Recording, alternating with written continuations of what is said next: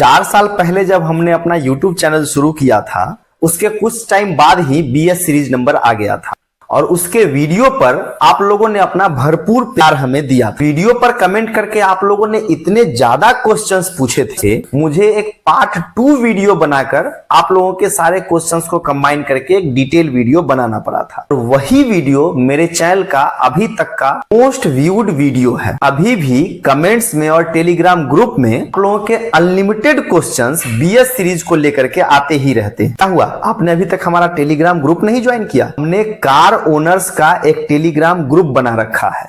मेरे साथ साथ सारे मेंबर से अपने प्रॉब्लम का सॉल्यूशन ले सकते हैं। आप अपने एक्सपीरियंस अदर मेंबर के साथ शेयर कर सकते हैं। तो ग्रुप का लिंक वीडियो के डिस्क्रिप्शन में दिया हुआ है, जल्दी ज्वाइन कर लीजिए। नीरज सर लिखते हैं उनके पास BH नंबर की बाइक है, उन्होंने मुंबई सेंट्रल में खरीदी थी, इंडियन नेवी में काम करते हैं, अब उनकी पोस्टिंग केरल में हो गई है, इसीलिए वह अपनी BH नंबर की बाइक बेचना चाहते हैं। ओनरशिप ट्रांसफर हो सकती है?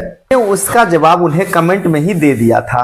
फिर भी उन्होंने हमसे रिक्वेस्ट किया है कि BH नंबर की ओनरशिप कैसे ट्रांसफर होगी, इस पे एक डिटेल वीडियो मैं बना दूं। सबसे पहले तो मैं नीरज सर को बताना चाहता हूं कि आप मुंबई वाला ही नंबर केरल में भी लेके इजिली जा सकते हैं।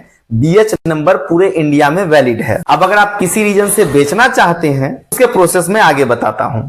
मैं हमेशा से कहता हूं कि यह चैनल आप ही लोगों का है। रिक्वेस्ट किया है तो वीडियो तो जरूर आएगी। हाँ, काम की वजह से थोड़ा बहुत लेट कभी कभार हो जाता है। चैनल अभी इतना स्टेबल नहीं हुआ है कि मैं अपने खर्चे इस चैनल की कमाई से उठा सकूं। तो आप सभी लोगों से रिक्वेस्ट है, हमारे वीडियोस को रेगुलरली वॉच कीजिए और हमारे वीडियोस को अपने सभी कार दोस्तों के साथ शेयर कीजिए, सो दैट कि हम लोग भी जल्दी ग्रो कर सके और इतने स्टेबल जब हम लोग हो जाएंगे कि इसके इनकम से मेरे खर्च चल जाएं, तो मैं आपको रेगुलर और फास्ट वीडियो डिलीवर करना आपके कमेंट्स पर शुरू कर दूंगा। BS सीरीज की गाड़ी BH नंबर के ही साथ किसी भी दूसरे व्यक्ति को बेची जा सकती है, लेकिन शर्त है कि जो खरीदार होगा वह भी BS सीरीज नंबर लेने के योग्य होगा। अब उसकी योग्यताएं क्या क्या है वह भी देख लेते हैं। BS सीरीज नंबर पाने के लिए आप सरकारी नौकरी में होने चाहिए, चाहे केंद्र सरकार की नौकरी हो या किसी भी राज्य सरकार की नौकरी में आप काम करते होने चाहिए।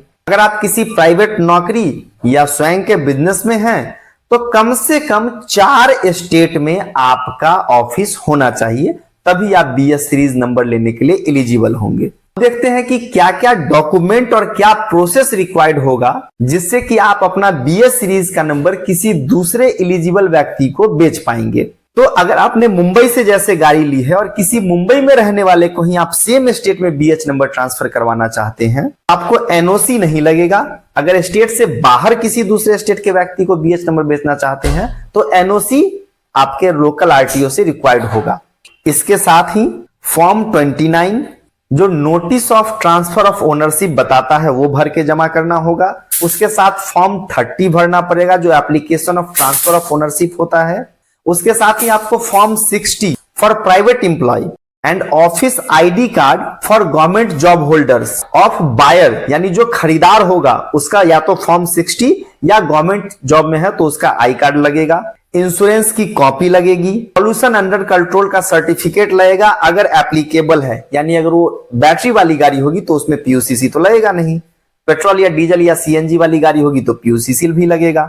एड्रेस प्रूफ ऑफ बायर ये भी लगेगा, साथ में पैन कार्ड ऑफ बायर। ये सारे डॉक्यूमेंट फिलअप करके आपको अपने लोकल RTO में जमा करने हैं और आपकी गाड़ी BH नंबर के साथ दूसरे एलिजिबल कैंडिडेट को ट्रांसफर हो जाएगी। इसमें ध्यान देने वाली 2-3 बातें जो मैं आपको बता दूं कि जब हम लोग अपनी गाड़ी बेचने वाले होते हैं तो बहुत सारे लोग गाड़ी का टैक्स भरना, पॉल्यूशन कराना, इंश्योरेंस कराना ये सब छोड़ देते हैं।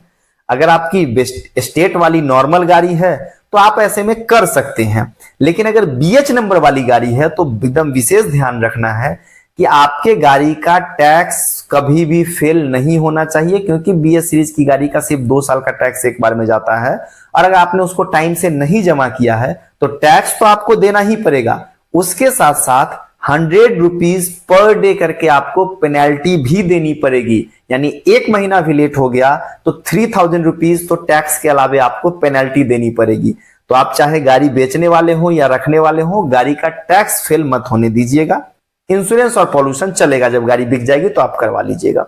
दूसरा, ये जो प्रोसेस है, चूंकि गवर्नमेंट ने BS सीरीज नंबर को इंट्रोड्यूस तो कर दिया, गाइडलाइन तो जारी कर दी, लेकिन उसके बाद कुछ भी क्लियर इंस्ट्रक्शन नहीं दिए हैं। तो बहुत सारे RTO इसमें कंफ्यूज हैं कि उन्हें किस तरह से प्रोसेस करना है, इसलिए वो काम ही नहीं करना चाहते हैं। तो बेहतर होगा कि आपके लोकल RTO में अगर कोई एजेंट आपको मिल जाता है तो उनकी ऑफिस वालों से थोड़ी सी फ्रेंडशिप होती है, वो लोग आप करके मिल करके इजिली आपका काम करवा देंगे। तो BS सीरीज के केस में अगर ट्रांसफर करने में प्रॉब्लम आती है, जो आएगी ही, तो आप किसी लोकल एजेंट को पकड़ करके जरूर काम करवा लें। हाँ, लोकल एजेंट को पैसा पहले मत दें, उसे बोले कि तुम मेरा काम करवा दो, फिर मैं तुम्हें पेमेंट कर दूंगा, या पेमेंट दे भी तो एक छोटा अमाउंट का पेमेंट दे, जिससे अगर वो बंदा आपका सही से काम नहीं भी करे तो आपको उतना बड़ा फर्क नहीं पड़े। बाकी अगर आप लोगों के मन में कोई क्वेश्चन है तो कमेंट बॉक्स आपके लिए ही खुला हुआ है, और अगर आप हमसे कुछ भी पूछना चाहते हैं तो टेलीग्राम ग्रुप जरूर ज्वाइन कीजिए, उसका लिंक डिस्क्रिप्शन में दिया हुआ है।